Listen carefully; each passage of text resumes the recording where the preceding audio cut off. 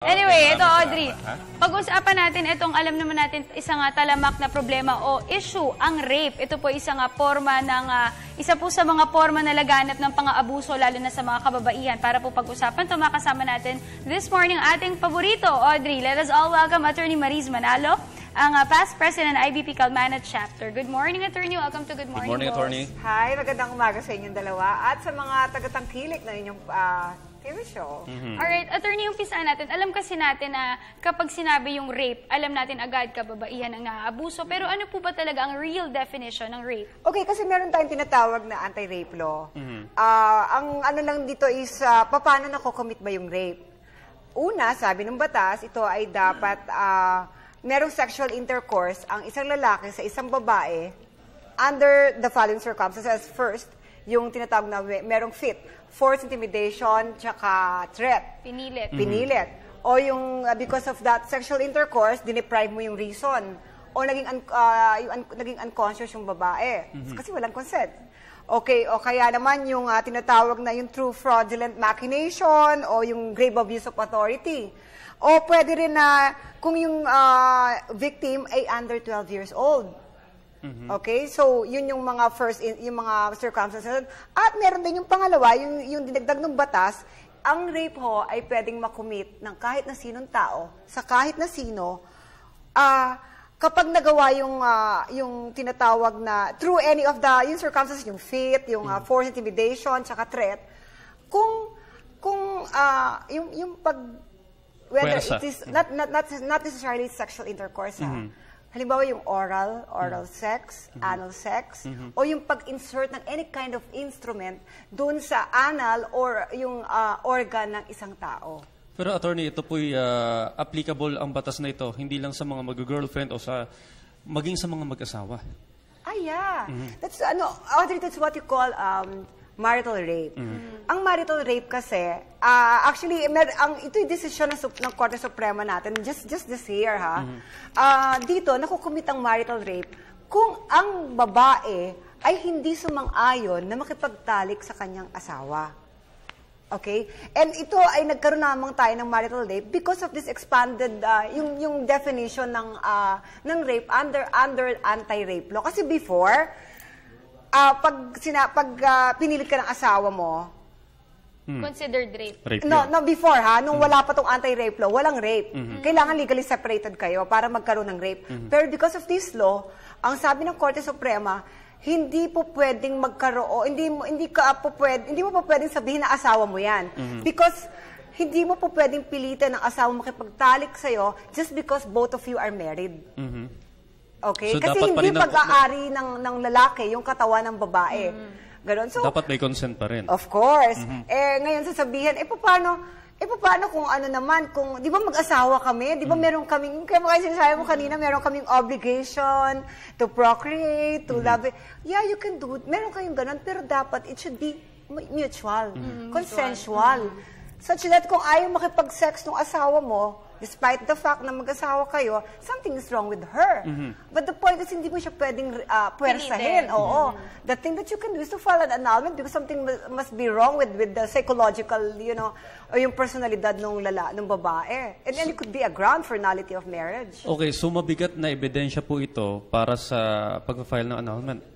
It could be used, yeah. It could be used. Doon sa babae. Okay, ito ba rin yung siguro yung mga gusto nyong itanong, like, ikaw ba pwede kang rapen? Ang lalaki naman, kasi nabanggit nga ni Dayan kanina, usually mga kababaihan, paano naman kami Meron na po ba, attorney, kayong na-encounter na case na ang nagreklamo po lalaki? Well, actually, yung sa encounter hindi ko pa na-encounter. But, because of this law, sabi ko po sa ating lahat, ang rape po ay pwedeng makomit. O sige, makomit o sino pwede maging biktima? Babae o lalaki. Pwede ho bang maging offender dito ang babae? Pwede rin. Diba? Doon siya papasok sa pangalawang circumstances. Diba? Kalimbawa, yung babae, through force, intimidation, threat, or through grave abuse of authority, or machination, may in-insert sa something within, yun doon pwedeng magkaroon ng rape. Ganon din naman yung, lalaki sa lalaki. Kamukha ng issue ngayon. Pero yung issue ngayon dun sa yung transgender, it's not more on rape, but it's more of homicide. Pero attorney, gusto rin natin malaman, ano ba yung mga pwedeng makuhang penalty kapag nag-commit ng rape? Okay, under the law, yung rape po, kung saan ang lalaki merong sexual intercourse with a woman through yung mga modes na circumstances na sinabi ko, yung may mga force, intimidation, threat, ganyan. Yun ay ang penalty doon is reclusion perpetua o habang buhay na pagkabilanggo. Tapos yung second, naman, yung paragraph tungkol paano makomit yung rape, yun nga, pag-insert ng organ sa bibig o dun sa anal or dun sa any organ of ng kahit na sino, babae o lalaki o parehong lalaki o parehong babae, doon is presyon mayor to reclusion temporal. But anyway, kung rape, because of dun sa paggagawa, dun sa nung kinocommit mo yung rape, nagkaroon ng homicide, that's death. Death penalty yun. But you know for a fact that we don't have any death penalty, Yes, diba? Pero really, Audrey, attorney, we are talking about this para mas maging aware yung mga kababaihan dyan na nanonood ngayon. Kasi yung mga iba, attorney, meron sa kanila takot, lumantad, natatakot sila, na baka mapahiya sila. So, ito yung isang mga bagay na magandang na pag-uusapan na hindi dapat kinakahiya. Dapat we are all open sa ganitong klase ng topic, Audrey, para alam mo kung hindi mo alam pala, nare-rape ka na pala, rape na pala yun. Di ba may mga gano'n na hindi talaga sila aware, lalo na dun sa mga kababayan natin na talagang yung nagsa-start pa lang sila mag-aral sa mga ganitong klaseng kaso. Okay, wala masyadong alam sa batas. Ganito. Pero meron na akong susog doon. Like, for instance, kung ayaw mo magdireklamo, ikaw yung na-rape, pwede ba magreklamo sa'yo si Audrey bilang kaibigan niya? Yes, because it's a public crime. At ito po ay crimes against person na. Hindi kamukha nung dati, crimes against chastity, kamukha siya ng mga private crimes, so kamukha ng adultery, concubinage, na kailangan na magdidemanda yung biktima. Ngayon, kahit yung kapitbahay nyo, kung nakita na you know, merong instance, alam nyo na na-rape ka, can file a case. At kahit po, iurong yung demanda, it can proceed. Attorney, ito yung tanong ko. About sa oras naman po. Halimbawang ang rape ay nangyari few years ago na. Lumipas na ng ilang taon, ngayon ka palang nag-file. Ito po ba'y tatayo sa korte? Yes, tatayo. Bakit? Kasi baka noong mga panahon na yun, nandun pa yung takot mo lalo kung ang nang rape sa'yo, yung tatay, stepfather, lolo, yung mga persons with moral ascendancy or yung tinatawag na merong authority over dun sa victim, pwede, syempre natakot yan. Like for instance, there's this case, it was in 2010. Don't you know that yung tatay was, sinampahan siya ng kaso na 360 counts of rape. Because every time na, you know, merong insertion or anything, or every time na mangyayari, it's one count of rape yun. Yung sa kanya nangyari kasi ang bata nun is 12 years old lang. And then yung nanay nagpunta sa Hong Kong bilang domestic helper, so naiwanan doon sa tatay. And every day, nire-rape siya ng tatay niya pag meron siyang, nagkakaroon siya ng menstruation or what, kung saan yung pinapasok, doon.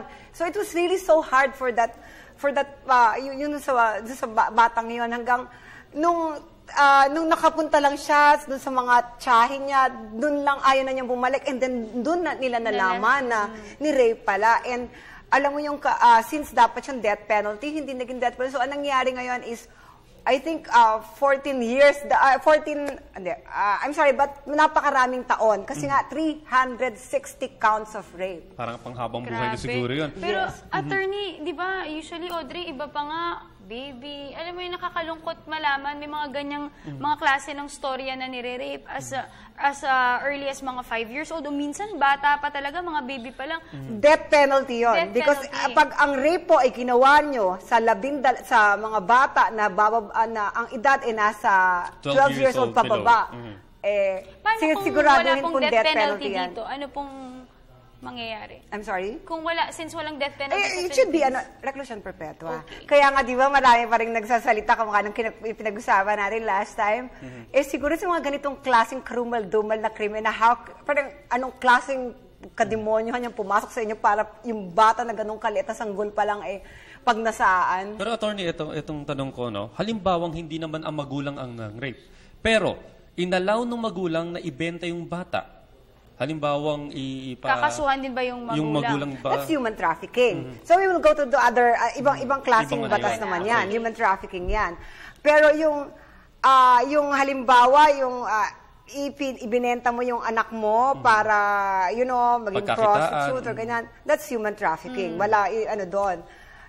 Hindi papasok doon ng rape. Pero siguro sa ibang circumstances, pero yung particular na yon sa human trafficking siya papasok. At this point, attorney, do you have any advices or tips lalo dun sa mga kababaihan dyan patungkol sa rape at kung ano ba yung mga gusto mong i-impart sa kanila para mas maging aware sila lalo na sa isyong ito?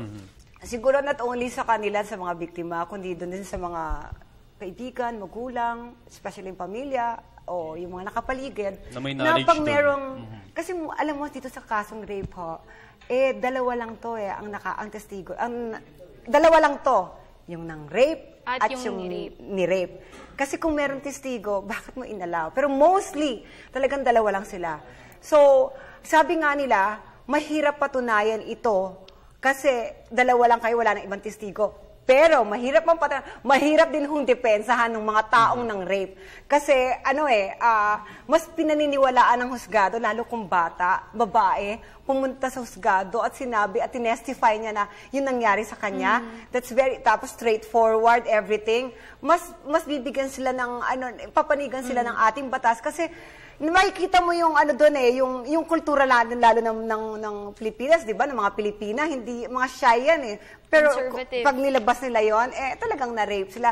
So sa mga ganung pagkakataon po, unang-una dapat po dalhin sila sa yung sa women's desk ng mga kapulisyahan, sa barangay, pagkatapos ipapamedical sa DSWD, o kaya alis siya doon sa lugar na yon kung saan, kasi mauulit na naman yan at baka takutin. So ito yung mga dapat nating tandaan.